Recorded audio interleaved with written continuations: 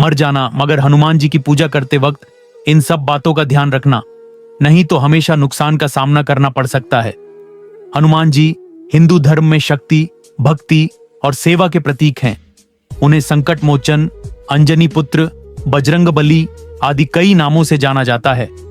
राम भक्त हनुमान की पूजा विशेष रूप से मंगलवार और शनिवार को की जाती है, क्योंकि ये दिन उन्हें समर्पित माने जाते हैं।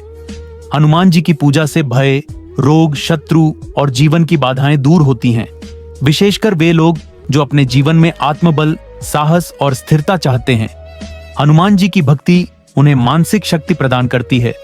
अतः जब कोई भक्त हनुमान जी की आराधना करता है तो यह केवल एक धार्मिक क्रिया नहीं होती, बल्कि यह आत्मशुद्धि, सेवा और समर्पण का मार्ग भी होता है। हनुमान जी की पूजा करते समय तन, मन और वचन की शुद्धता अत्यंत आवश्यक है। भक्त को प्रातःकाल स्नान करके स्वच्छ वस्त्र पहनने चाहिए, विशेषकर लाल या केसरिया वस्त्र।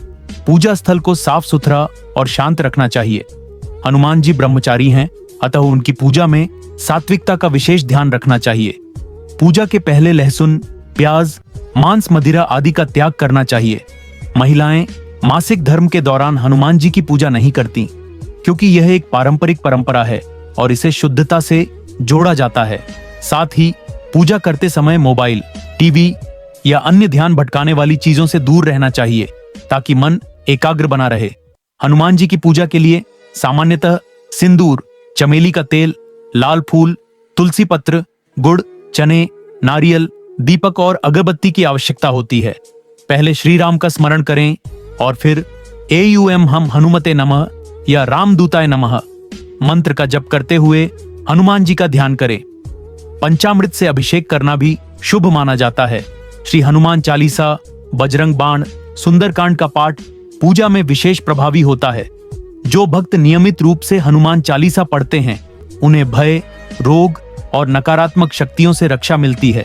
साथ ही पूजा के अंत में आरती करना और प्रसाद का वितरण करना आवश्यक होता है। हनुमान जी की पूजा में कुछ बातों का विशेष ध्यान रखना चाहिए, जिनका उल्लंघन नहीं करना चाहिए। जैसे कि पूजा करते समय कभी भी सिर पर हाथ ना लगाएं और बिना स्नान पूजा में न बैठे। साथ ही पूजा में सफेद या काले फूलों का प्रयोग नहीं करना चाहिए। लाल फूल ही अर्पित किए जाने चाहिए। चमेली का तेल हनुमान जी को विशेष प्रिय है, अतः अन्य तेलों का प्रयोग नहीं करें।